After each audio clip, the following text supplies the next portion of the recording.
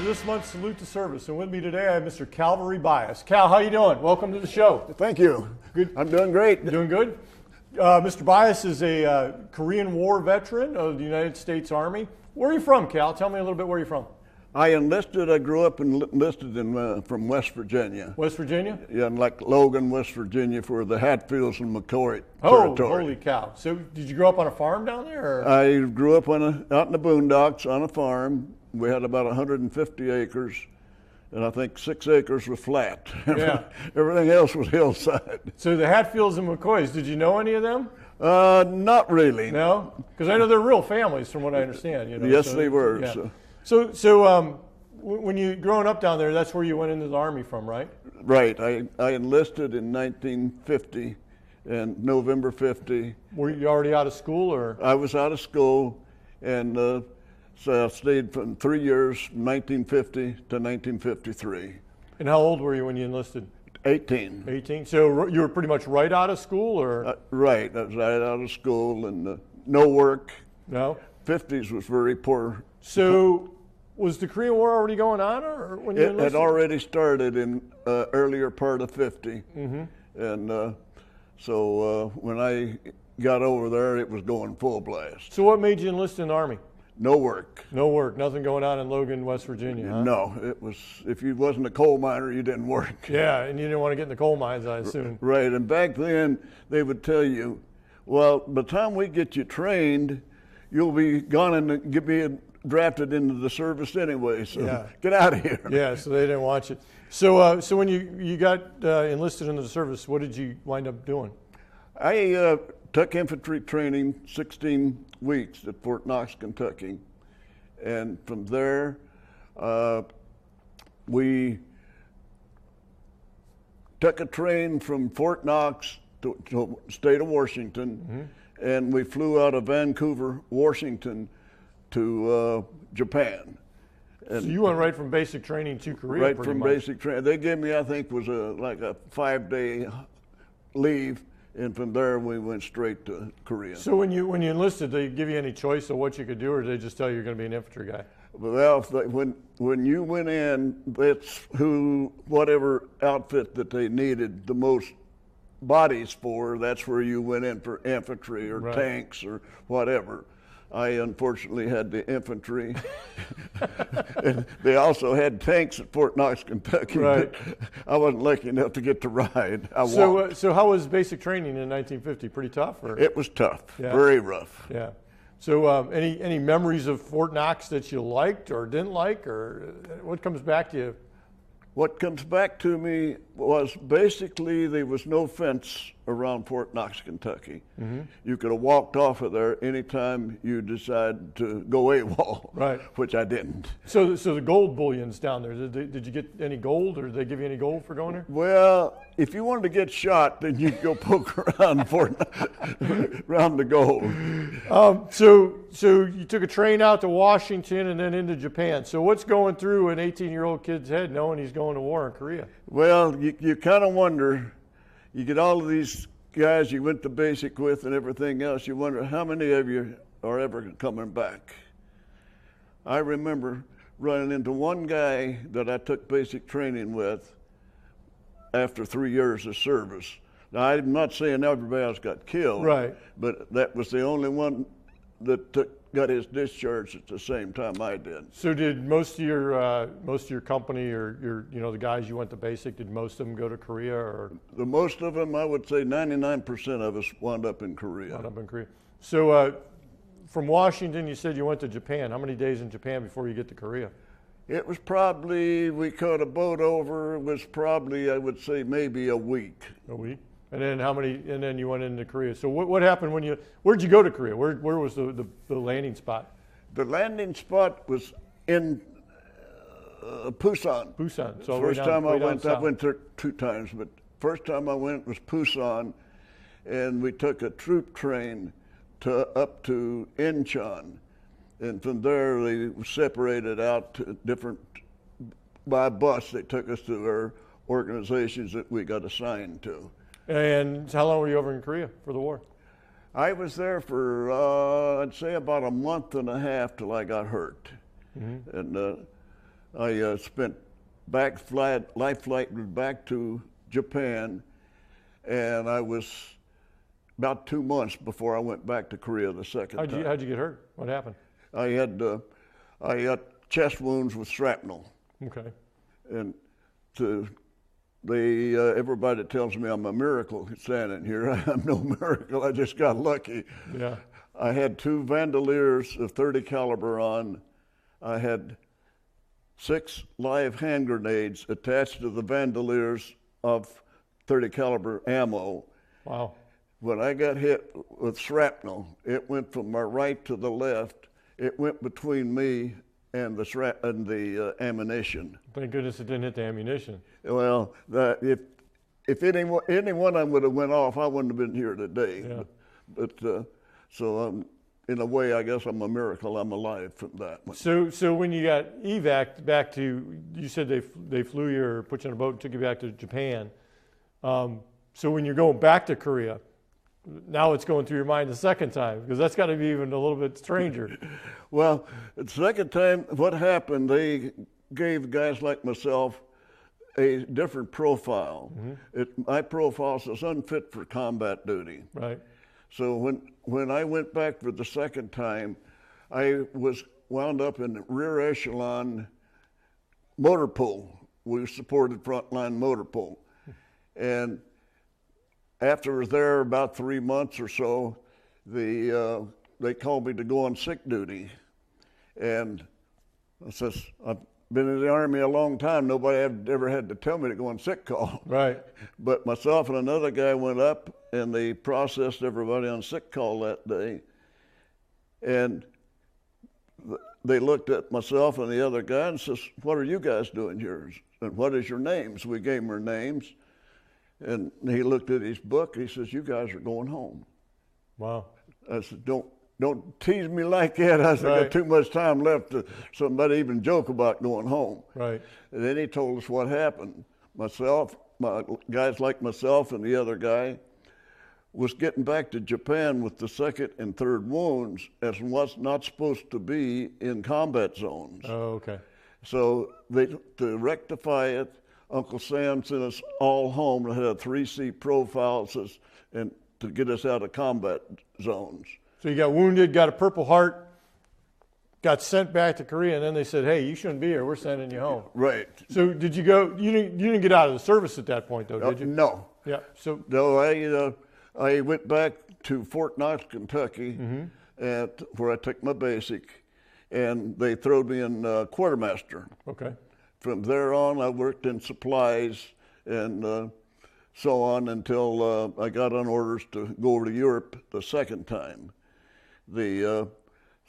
My company commander called me in and told me, says, you have just less than a year to go in service.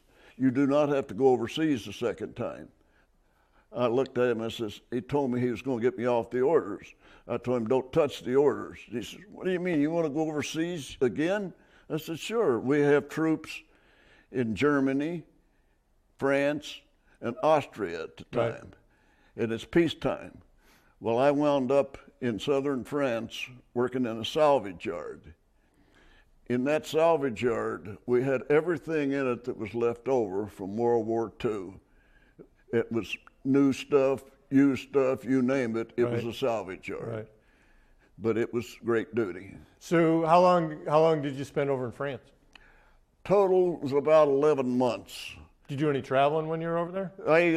We could go, in fact, I was in France when the Queen of England was incarnated. Okay. She's still in power. Right. And it would have cost me like $20 to go from France with a service club tour, to go to France, to go over to England to see the Queen incarnated. Yeah. Well, I looked at the $20 beer, the $20 beer, or the $20 bill. That's what I was thinking. I got $20 left. I can either go to England or I can go drink beer. Beer won out. Yeah, beer won out. So I got to ask you. So I mean, I assume you traveled a little bit around France, even if it was.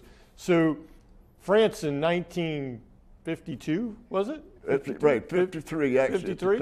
I mean, so what did it look like after the war? I mean, it had to be still pretty devastating. It was devastating. They were That's when, in fact, that was when the communist parties was trying to take over France.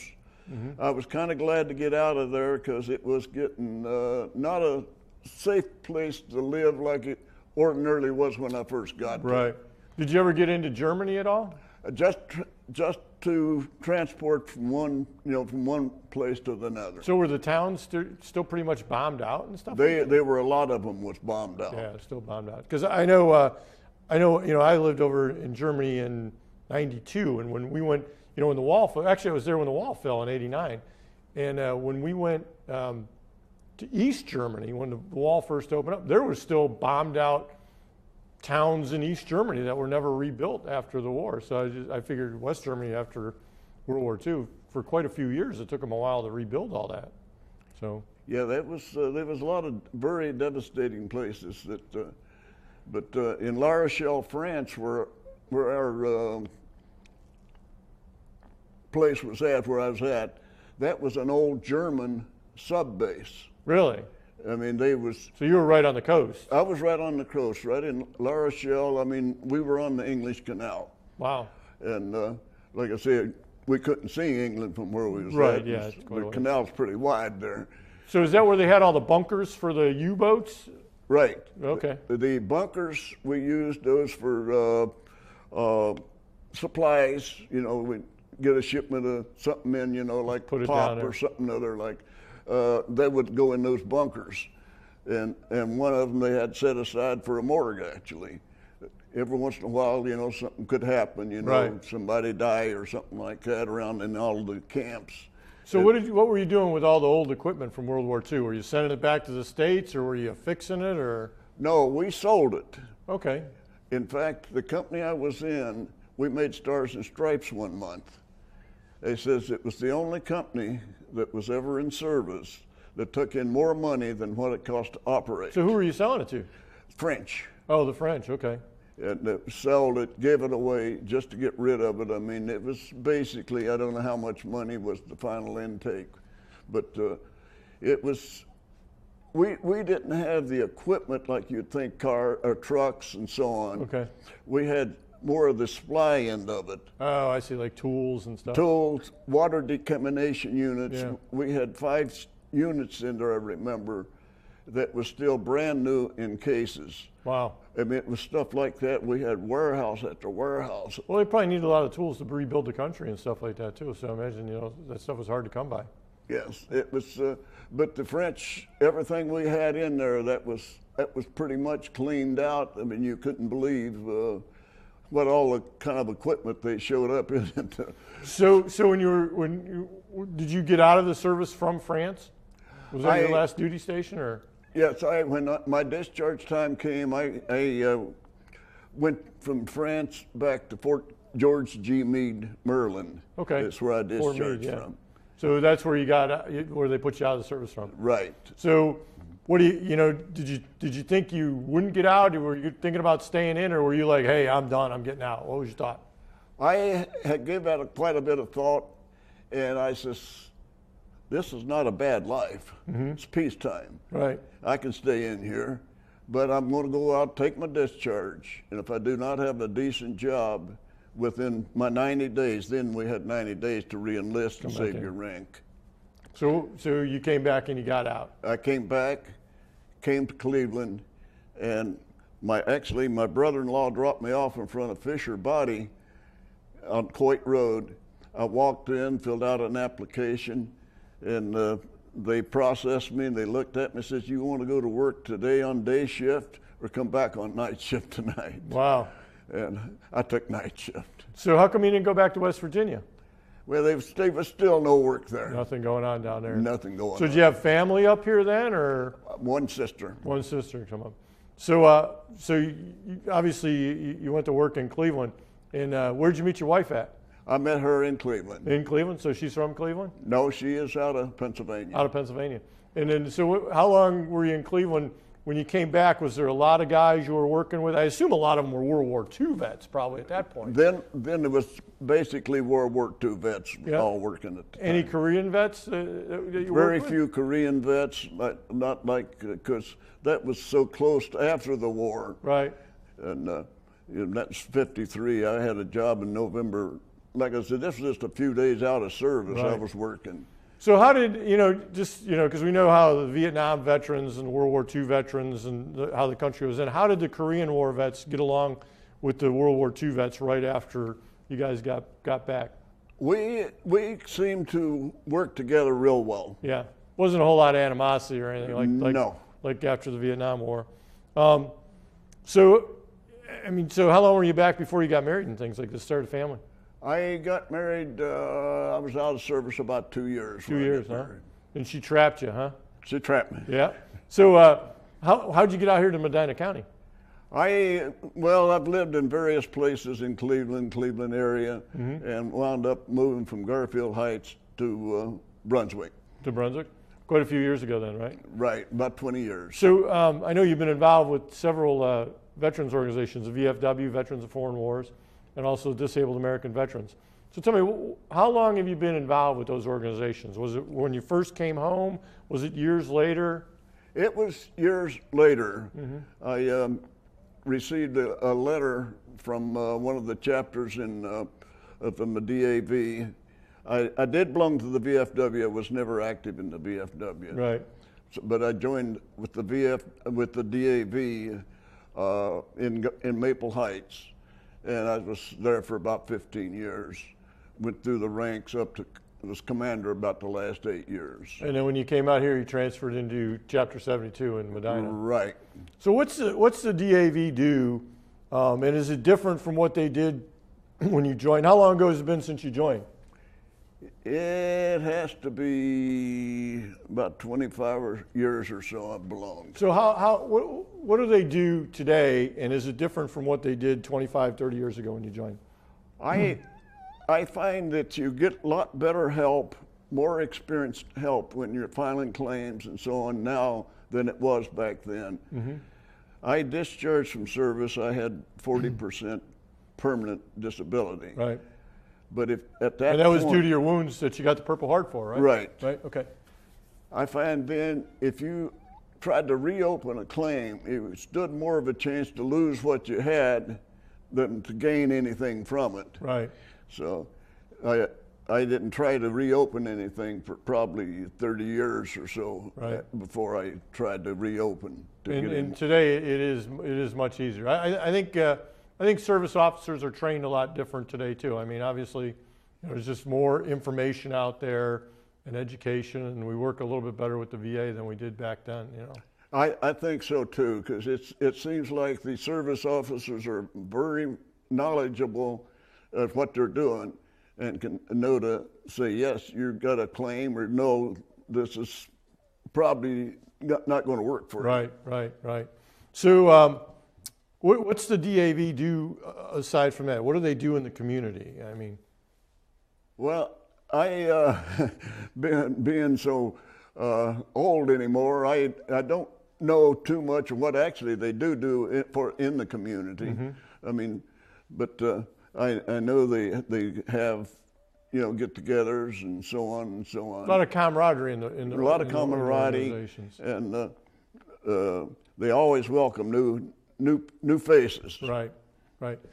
So how do you feel as though your military experience? I mean, obviously you weren't an infantry guy when you got out of the service or involved in quartermaster or anything, but how do you think the military shaped you as a person to go on with life after you came home and make decisions and, take a job and raise a family? How do you think the military shaped Cal Bias? I think that was one of the best things I ever did. I mean, you go from a kid to a man.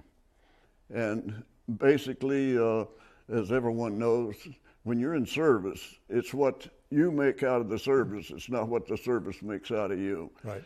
And I grew up in the service. Kind of quickly too, I would imagine, after being in Korea. Yeah. When you're dodging bullets, you have to grow fast. You become a good runner too sometimes, dodging bullets. Yeah. So I always ask this for anybody: any words of wisdom from a guy who's been there, done that, and to this younger generation that's thinking about joining the military or or maybe not joining the military? Anything you can give them as far as advice? Well, I think the military is a good place to grow up. Mm-hmm. I mean, like myself, say you're pretty much a kid. I don't care if you're 25, 30 years old. Sometimes you've never had any bosses telling you what to do. That's what you need someone to point you in the right direction. Makes you mature a little bit. Right, and I don't care which branch of the military you're in, you're always looking for one thing. It's to grow up and be a man. So anything you want to say before we sign off here? No, I just appreciate what everything the DAB has done for me. As you know, it's two-way street. Right. I want to mention, last year you were Brunswick's hometown hero here, and we got a beautiful article. They recognize you for your service to your country and for receiving the Purple Heart while in Korea. And I got to tell you, it's been an honor having you on the show. And I ask everybody this last question. If you had to do it all over again, would you do it? Yes. Cal, thanks for coming on the show. Thank you. All right. We'll see you next month on Salute to Service. Thank you. Thank you, Ed.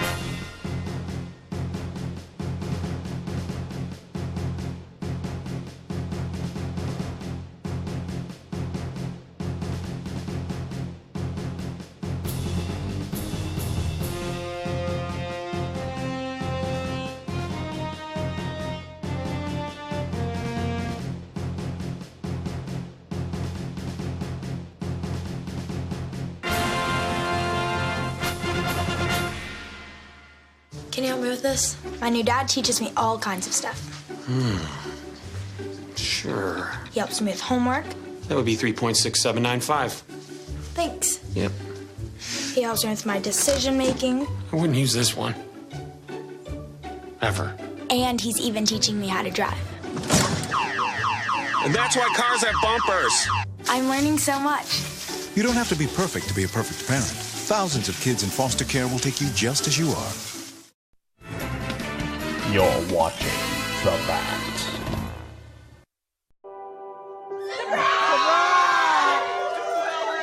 I see the future is really bright for me. The high school diploma is just added to the confidence, and now I feel unstoppable. Find free adult education classes near you at finishyourdiploma.org.